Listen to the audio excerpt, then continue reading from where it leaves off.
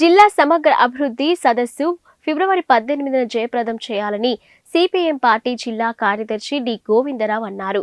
ఇక కార్యవర్గ సభ్యులు కోనారి మోహన్ రావు, జిల్లా కమిటీ సభ్యులు కె నాగమణి పిలుపునిచ్చారు.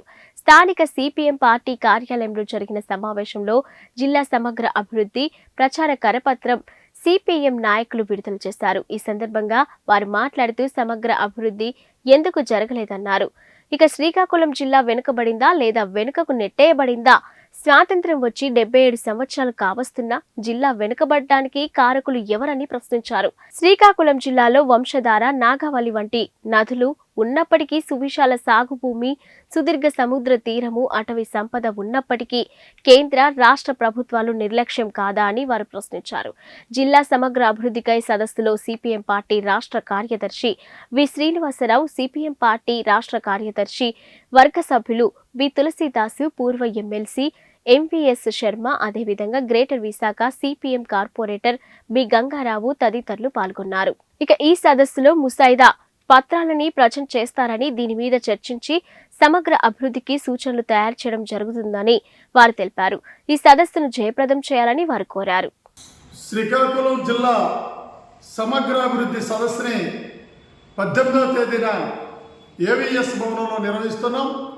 ఈ సదస్సుకి సిపిఎం పార్టీ రాష్ట్ర కార్యదర్శి కామ్రేడ్ వి శ్రీనివాసరావు గారు, అలాగే సిపిఎం పార్టీ రాష్ట్ర కార్యదర్శి వర్గ సభ్యులు కామ్రేడ్ బి తులసీదాస్ గారు, అలాగే మన ఉత్తరాంధ్ర పూర్వ శాసనమండలి సభ్యులు గౌరవశ్రీ ఎంవిఎస్ శర్మ గారు, అదేవిధంగా విశాఖపట్నం జీవీఎంసీ కార్పొరేటర్ గారు శ్రీ కామ్రేడ్ గంగారావు గారు, అదేవిధంగా ఇరిగేషన్ సంబంధించిన చర్చ చేయడానికి కామ్రేడ్ ఉప్పలపాటి నారాయణ గారు రేపు సెమినార్లో పాల్గొంటారు. ఈ జిల్లాకు సంబంధించి 77 సంవత్సరాలుగా ఈ శ్రీకాకుళం జిల్లా ఎందుకు వెనుకబడి ఉంది, కేంద్ర రాష్ట్ర ప్రభుత్వాలు ఎట్లా నిర్లక్ష్యం చేయబడ్డాయి, ఈ నిర్లక్ష్యం వల్ల ఈ శ్రీకాకుళం జిల్లా ఎందుకు ఈ విధంగా వెనకబడ్డదనేది ప్రధానమైన చర్చ జరుగుతుంది. ఈ జిల్లా సమగ్రంగా అభివృద్ధి చెందాలంటే ఏం చేయాలనేది రేపు ఒక ఎజెండా అనేది రూపొందించి రేపు ప్రజల్లో తీసుకెళ్ళడం కోసమే రేపు ఈ ఎజెండా అనేది ఇక్కడ నిర్ణయించడం అనేది జరిగింది. అందుకోసం ఈ సమగ్ర అభివృద్ధి సదస్సుని జయప్రదం చేయాలని చెప్పి మేము పిలుపునిస్తున్నాం. ఈరోజు కూడా పుష్కలంగా నీటి వనరులు ఉన్నప్పటికి కూడా ఈరోజు వినియోగం చేసుకోలేక ఎందుకు వెనుకబడి ఉంది శ్రీకాకుళం జిల్లా అనేది ప్రధానమైన చర్చగా జరుగుతుంది.